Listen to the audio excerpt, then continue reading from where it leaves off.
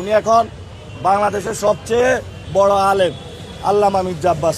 ঘুম থেকে উঠে মানুষ নামাজ কালাম পড়ে আল্লাহর নাম নেয়। একজন আছেন উনি প্রথমে আমার নাম নেন। আসন্ন জাতীয় সংসদ নির্বাচনকে ঘিরে সবার নজর এখন ঢাকা ৮ আসনে মির্জা আব্বাস ও নাসিরউদ্দিন পাটোয়ারির দিকে।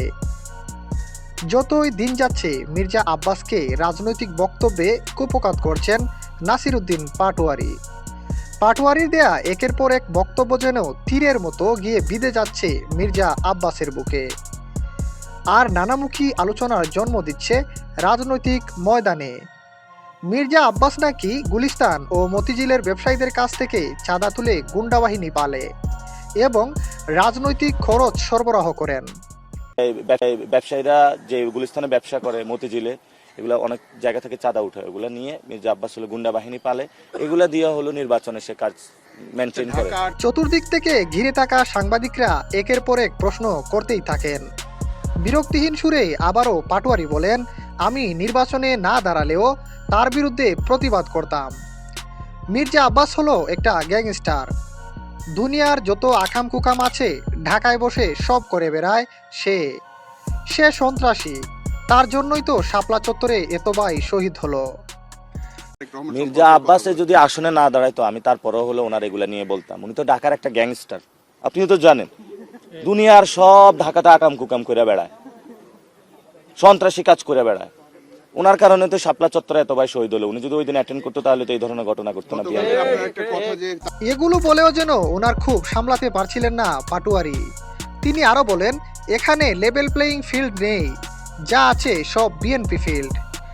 আমরা বিএনপি ফিল্ডে খেলতেছি, মারা পড়ি আবার উঠি, আমাদের অসম যুদ্ধ চলবেই। লেভেল প্লেইং ফিল্ড নাই, এটা হলো বিএনপি ফিল্ড। আমরা বিএনপি ফিল্ডে খেলতেছি, কতক্ষণ অ্যাটাক হই, মারা পড়ি, আবার উঠি, আবারই দাঁড়াই, কিন্তু তাদের সাথে আমরা যুদ্ধ থামাবো না। কেন? এটা অসম যুদ্ধ। জুলাই আন্দোলন থেকে হিরো হয়ে উঠে নাসিরউদ্দিন পাটোয়ারি যেন মির্জা আব্বাসকে কিছুতেই এক বিন্দুও ছাড় দিতে নারাজ।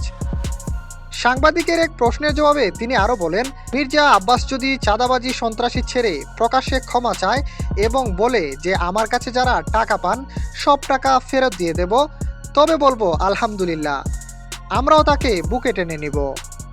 সাহস থাকলে আমি এখনো বলবো, উনি কালকে বলুক, যে কালকে জনগণের সামনে আইসা অঙ্গীকার করুক যে আমি মির্জা আব্বাস আজকে থেকে চাঁদাবাজি ছেড়ে দিলাম, আমি মির্জা আব্বাস আজকে থেকে সন্ত্রাসী কার্যক্রম ছেড়ে দিলাম, আমি মির্জা আব্বাস দুর্নীতি ছেড়ে দিলাম, এবং আমি যে অপরাধ করেছি এটার জন্য পুরো বাংলাদেশের ক্ষমা প্রার্থী, এবং সাথে সাথে যারা আমার কাছে টাকা পয়সা পাবেন আমি সবাই বাংলাদেশের রাষ্ট্রীয় কোষাগারে দান করবো, আপনাদের দিয়ে দিব।